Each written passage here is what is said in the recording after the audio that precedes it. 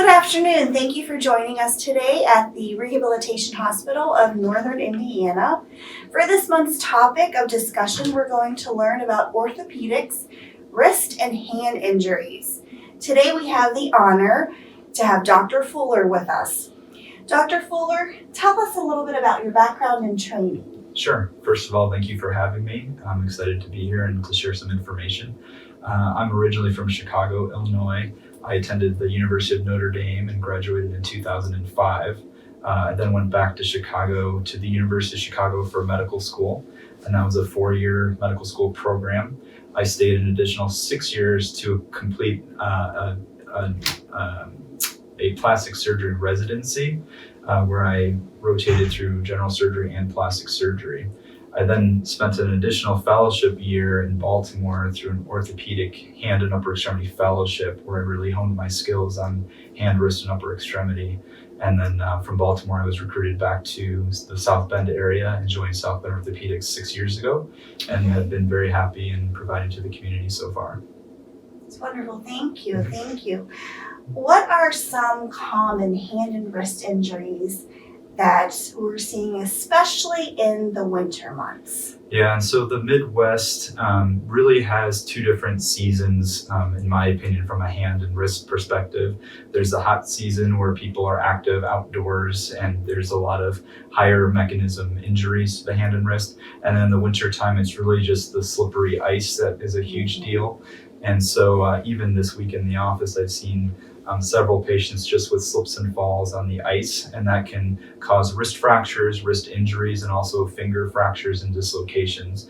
And so each one of those items need to be treated specifically to each individual patient. Yeah, and what do those treatments look like?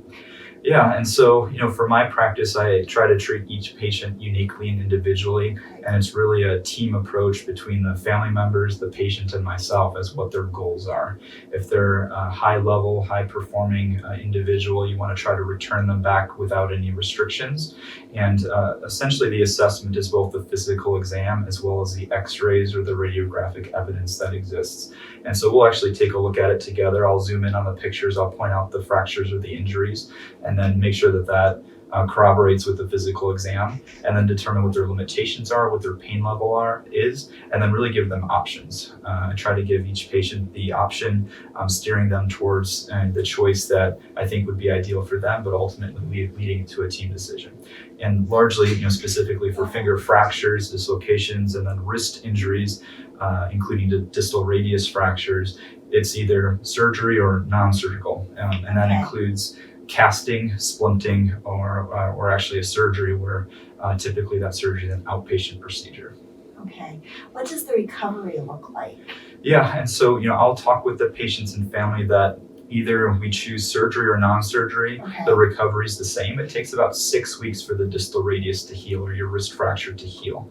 And that can be in a cast for 6 weeks, or it could be in a removable splint or cast if the fracture is either mild or they've had surgery to internally stabilize the fractured pieces.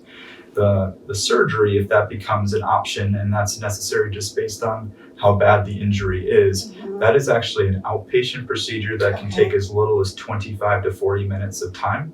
A lot of patients are surprised by how short the procedure is and how short the recovery time is. Depending on the discussion with the anesthesiologist, they generally receive a nerve block of their arm, which drastically reduces the amount of pain that they have afterwards and the amount of pain meds that they need to take. And so it's not surprising for me for a patient to go home an hour or so after that surgery with very little to no pain, and they may be completely off of pain meds within 2 to 3 days. And so that surgery is really pain relieving rather than pain causing, because we're stabilizing the internal pieces and putting that back together with plates and screws most commonly. Generally speaking, if the patient requires surgery, I would be seeing them back 10 to 14 days later, removing stitches and then placing them into a removable splint so that they can begin to shower, to wash their hands, especially in this COVID period where that's so important. And then whether they need early therapy for swelling and range of motion control, but gently guiding them to that 6-week mark where we can start adding weight and lifting the restrictions. Okay. So what other injuries do you see during the winter time? Yeah, and so just looking back, I had mentioned that finger injuries are also very common. That can be either open or closed injuries. And so thankfully we haven't had too much snow this year. But when I'm on call, I typically in a heavy snowstorm will see snowblower injuries. And that's just people trying to clean out the snowblower, which is, kind of a scary thought to think of. And it's something that, you wish you kind of had a different option to clear that out. And those are typically surgeries that are performed the same day that it happens. You drive into the ER in the operating room at the facility and fix it. Other times for slips and falls, it really just depends on what takes the brunt of the punishment and the weight that it carries. I've seen a few finger fractures and dislocations just from ice skating, from slipping on ice, and just from tripping over surfaces that are outdoors that is covered by snow. Okay.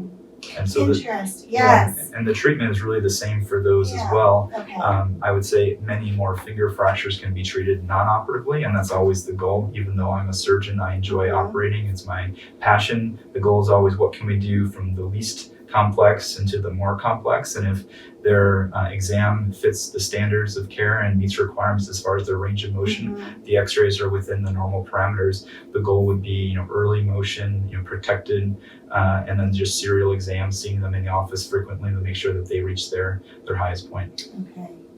Okay. What about arthritic flares?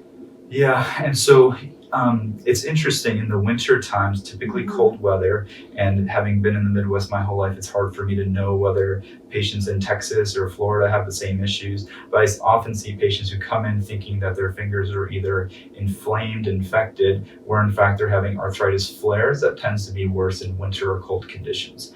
And so that can come up as a swollen, painful joint. The most common joint in the hand and the wrist is the base of the thumb, and the thumb is really 40% of the function of the hand. And so when you can't turn a key, open a jar, button your clothes, you notice it, and that usually prompts treatment with a hand specialist such as myself. We'll get baseline x-rays, we'll discuss it. Most of the time we can navigate through with steroid injections to try to decrease the flare. And how I would describe the arthritic flare is that you have this arthritis that's been brewing inside your system and your musculoskeletal system for years, and then there's some inciting event, whether it's cold weather, getting out the shovel or snowblower and just kind of overdoing it for a few hours, and it wakes up this dormant volcano. And so it's erupting, and we want to try to make that volcano dormant again. And that could be either ice elevation, if no improvement, a steroid injection to calm it back down. Some patients ultimately require surgery for their arthritis, especially at the base of the thumb. It's one of the most common surgeries that I perform besides carpal tunnel and trigger fingers. And not a lot of patients know that there is a surgical option to correct that. It's been around for decades. And once you run out of the number of steroid injections that you're allowed to take safely, that becomes a bigger option. I also see a large portion of my older population wanting to have surgery this time because they don't want to be taking time off from their gardening, from their outdoor activities, from traveling in the warmer weathers. And so I'm seeing a lot of patients in January, February, March trying to get through the couple month recovery come springtime so that when they're ready to do their gardening and outdoor activities, they're ready to go with a new thumb with less pain. Right. Now the question is, how has COVID affected what you do in your practice and surgery and? Yeah, I think overall, just as it has for anyone else, whether you're trying to take a younger child to school these days, as my wife and I are, and we're constantly battling guidelines and proper testing and safety. It's been over 2 years or close to 2 years of wearing masks every single day. I've actually had 2 patients this week ask me if I could step out of the room and lower my mask so that they can see my face. And it's just one of those things where at first glance, when I was first asked to do that several months ago, it caught me off guard, but really in our culture, that's important. You have this doctor-patient relationship, and I've gone through many traumatic, complex reconstructions and recoveries without having seen the patient's face and without them having seen my face. And so I don't want to say that I break protocol, but I do try to give them a little peek just so that they can understand, because as much as they can go on websites and look at pictures, they just want to make that connection with me. Otherwise, just more logistically, there's way more cancellations that we see either with exposures, close contacts, positive testing, and or patients just wanting to wait until different surges slow back down. And so there's just been a lot more work from our staff at South Bend Orthopedics to make sure patients are educated and aware of where testing sites are, what their quarantine mandates are. We have nurse practitioners and staff that are fully, their full job is to manage COVID by contacting patients with their COVID results, managing that. We have a COVID task force now at South Bend Orthopedics that's instrumental in just giving us updated guidelines every Friday. We have reminders to wear masks and what the current protocols are. And it becomes, ultra complex when I just had a post-op patient yesterday who had a close contact with a family member. So what do you do in that situation? And we basically would defer to our COVID team on whether it's a positive result, whether they have symptoms, how significant that was, and whether it's a 5-day delay or 10-day delay. And sometimes that requires us to have the patients go to an emergency room to have their stitches out where there's COVID-protected masks and ventilation systems. Fortunately, that's been very rare, but those are the types of things that you really can't plan for or anticipate, and hopefully we get through this endemic with with safety among the population and with less hassle overall for patients who need orthopedic care. Yes. Is there anything else that you see, especially in the senior population, with just being winter? Yeah, and so I had mentioned in part of my training was through plastic surgery, and so I'm the only plastic surgeon at South Bend Orthopedics. I'm one of the 4 hand, wrist, upper extremity surgeons, and we all do a great job with the team approach. In my practice, I've also, for the community, have found that there's a need just to treat skin cancers and wounds. And so this is also the time of the year where a lot of the local dermatologists are completing their routine skin exams and finding and identifying skin cancers where the patients want treated. And so that's also can become 40-50% of my practice in few surgical days, where they have skin cancers just from sun exposure earlier in life, and some of their skin is very complex to close with different aging spots and more diffuse skin cancers. And so as a plastic surgeon, I welcome that challenge, and those tend to be very satisfied patients who can get back to what they're doing with minor procedures with excisions and closures. And so that's another part of my practice in the aging population that I enjoy and see on a daily basis. Yeah. Well, Dr. Fuller, I want to thank you for joining us today, and just with so much education and insights, we thank you. Thank you very much.